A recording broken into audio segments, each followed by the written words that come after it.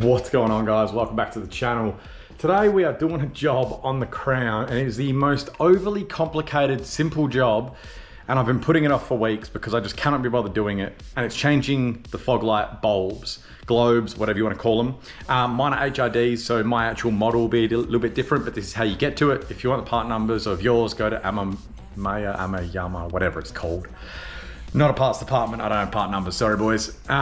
Look, this is so overly complicated because it's, when I pulled the driver's side off, because my driver's side globe is blown, I had to take the wheel off and everything. Like, it's just a fog light, it should be simple.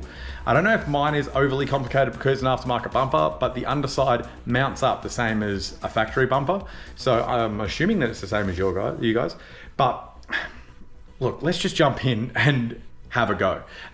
There are 3 covers underneath. There is one that goes across the front of the engine and under the engine, which is cool. And then there's one on either side that kind of goes under the fog light, but then up into the wheel well. So that's why I had to take the wheel off, because I had to undo 4 bolts in the wheel well, which are all 10 mils, and then 6 underneath.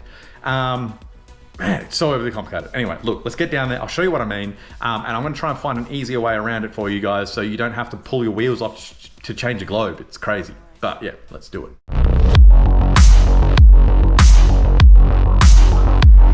All right, so you're underneath. The wheel is that way, front of the car is that way. So you've got that one, obviously I'm missing. That one there, and I think you've got 2 over there. And then coming to the front of the bumper, you've got 1 here, and then 1 here. So you've got to undo those, which is fine. Right, that's fine. But then, that actually joins up to the wheel well cover that goes all the way up here. So you got to take this trim off, you got to take off bolts in here. It's absolutely ridiculous. I don't know why it's been engineered so overly complicated, but today I'm gonna try and do as minimal amount of bolt removal that I can. So obviously I'm gonna take the ones off the front, I'm gonna take the support bracket off the back, and I'm gonna see if I can kind of either just lift it up and pull it back, because it's literally just a 1/4 turn globe in the back of the fog light. It's nuts. I don't understand why it's so complicated. Unless I looked at it weirdly last time and I do this and then we go, actually it's super easy, but I don't think it is. I think it's really complicated. So look, let me get down there, take off those bolts I just showed you, and we'll see where we can go from there. All right, I've got you. Now, it's not dodgy. So you undo those 8 bolts, the M10s, or you can do Phillips head screwdriver. It's easy. Now, what you can do is, I'll throw you under there. So this piece here, it actually goes over that engine cover piece. You have enough play that you can actually pull this to the side and clip it down. Then you can reach in, just twist it and pull it out. Trust me, this is the way easier option, because without doing that, it's jack the car up, wheel off, there's another 5 bolts in here, and also this whole trim that you have to take off, the chrome trim, and even then it's prying it to the side so you can kind of get in there. If you're gonna do any prying, that's the easiest little bit. You can just kind of move it to the side, clip it down, reach in, do your 1/4 turn, pull it out, okay? That's literally the easiest way I can see of doing it. Otherwise, it sucks. So let me just swap this over, and then I'll reinstall it and show you what I mean. All right, and we got them working. Now, unfortunately, I bought the wrong K rating, I think it is. As you can see, that one's very blue and white, bluey white. That one's a bit more yellowy white. So I'm gonna have to, I think I got a 6,000 K. I'm gonna have to go up to an 8 to match that one. I've actually got the one out here, so I'm gonna just have a look at that, match that one, and I'll replace it again. But 100%, that is the way to go, boys. Let me take you under there and show you what I did. All right, so as you can see, yep, this flap here, it normally goes above this plastic here. Sorry, my arm's in the way.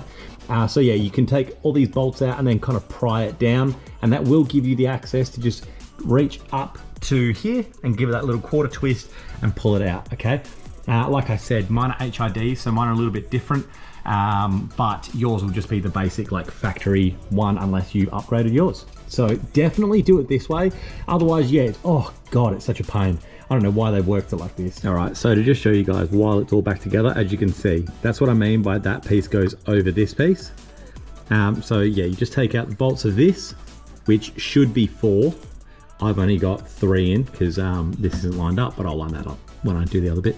And then you've got one just here, that one, which is actually for both of them. And then you've got the one just here as well. All 10 mils, easy to take out. And then yeah, once you've got them all out, you can kind of slide it this way a bit, pop that down. You kind of push that the other way, push that this way, have a bit of a play, and it kind of actually clicks into this piece here. Comes down, and then you can reach your arm in. Definitely do it this way. If you're pulling wheels off and stuff, it's going to be such a pain. If you do find yourself in a scenario where this is all off and all that, okay, yeah, fair enough. That's probably easy if you're on a hoist or whatever. But if you're like me, on the floor, do it this way. Now, from what I can see, that is the way they're meant to be lined up. In my mind, I would have done it the other way. If I was a designer, I would have had the engine one on top, because the engine cover from the underneath actually has like an access hole for your oil filter and things like that, which you would have seen in the servicing of this car video. So why would you have that one as the dominant one if you've already got the access hole for anything you generally need to access for general maintenance? I don't know, weird, but it does look like they're meant to line up that way, because the the middle one, like, it just looks like it's meant to go that way. I would like them to be the opposite, but whatever. Maybe mine are just backwards. I don't think they are, but it does look like they're meant to be this way. So guys, I hope that helps. I know I've had a couple of you reach out to me being like, how do I get to it? It is a pain, but that's the easiest way to get to it as far as I can see. Otherwise, yeah, it's wheels off and jack car up. And, nah, too much work to change it like globe. So guys, hope this has been helpful. If you like, if you want to hang around, see some more stuff with this, the Supra, the E46, subscribe, jump in the comments and say, hey, if you want, you can jump on the Letterlegion Facebook page. That's the best place to kind of like join in the community. And if you want to jump on the Patreon, that was at the beginning. If you want to support the builds, that'd be amazing. But that's it for the video. Hope you guys liked it. I'll see you in the next one. See you guys.